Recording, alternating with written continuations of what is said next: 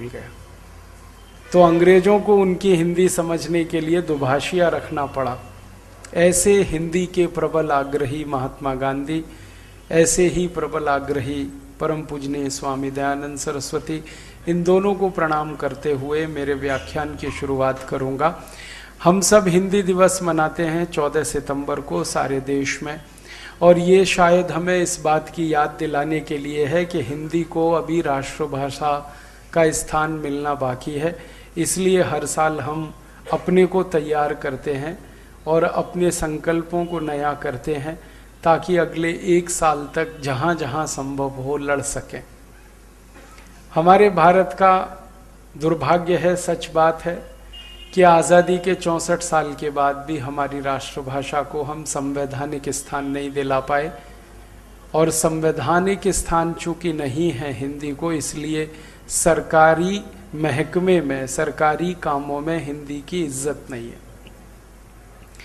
ये सच है कि भारत में सबसे ज़्यादा हिंदी बोली जाती है, हिंदी पढ़ी जाती है, हिंदी समझी जाती है, सबसे ज़्यादा। और भारत के अलावा दुनिया में इस समय दूसरे नंबर की सबसे बड़ी भाषाओं में दूसरे नंबर की भाषा है हिंदी। पहले स्थान पर मानी जाती है चीनी भाषा। 138 करोड़ लोग उसे बोलते हैं, समझते हैं, सुनते हैं, पढ़ते हैं। उसके बाद करीब 120 करोड़ लोग हैं सारी दुनिया में जो हिंदी बोलते हैं, समझते हैं, पढ़ते हैं, जानते हैं।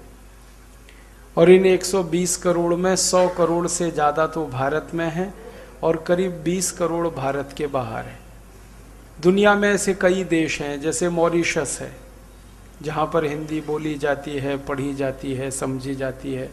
सूरीनाम है जहाँ पर हिंदी बोली जाती है, समझी जाती है, पढ़ी जाती है। ऐसे करीब 5-7 देश हैं भारत के अलावा। तो इन सभी देशों में और भारत में हिंदी बोलने, पढ़ने, समझने वालों की संख्या 120 करोड़ है। तो चीनी भाषा 138 करोड़ और हिंदी 120 करोड़।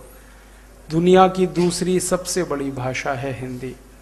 लेकिन हमारे देश में दुर्भाग्य ऐसा कि हम इसको संवैधानिक स्थान नहीं दिला पाए या संवैधानिक इज्जत नहीं दिला पाए।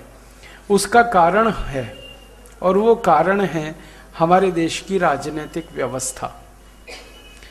हमारे देश की राजनीतिक व्यवस्था के बारे में एक पुरानी बात कहते हुए शुरू करता हूं। जब हम आज़ाद होने वाले थे और अंग्रेजों ने ये तय कर लिया था कि भारत से वो चले जाएंगे, ये बात है सन 1945 के आसपास।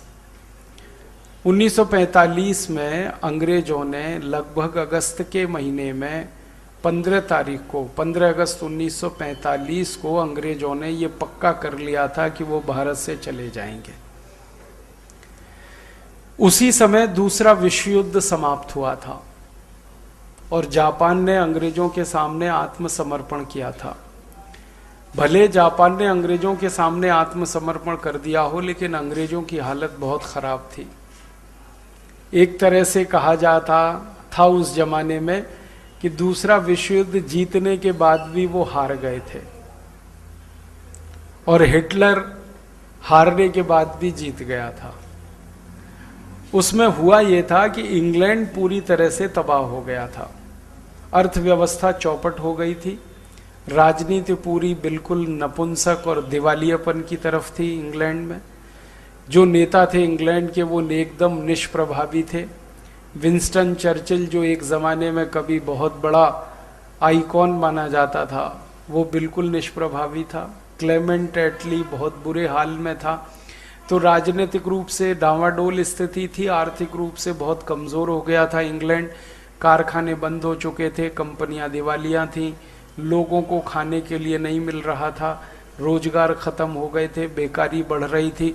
अंधाधुंध अंग्रेजों की अर्थव्यवस्था मंदी और मंदी और मंदी की तरफ जा रही थी। ऐसी स्थिति में अंग्रेजों को लगा कि भारत में रहना अब संभव नहीं है, क्योंकि भारत को संभालने के लिए बहुत सारे पैसे खर्च हो रहे थे उनके, और भारतवासियों ने उनका सहयोग करना बंद कर दिया था। भारतवासी जो उनको टैक्स दिया करते थे वो उन्होंने बंद कर दिया था। तो अंग्रेजों को टैक्स मिल नहीं रहा था और भारत में ये स्वदेशी आंदोलन की इतनी जोरदार पूरे देश में लहर चल रही थी कि ईस्ट इंडिया कंपनी का कुछ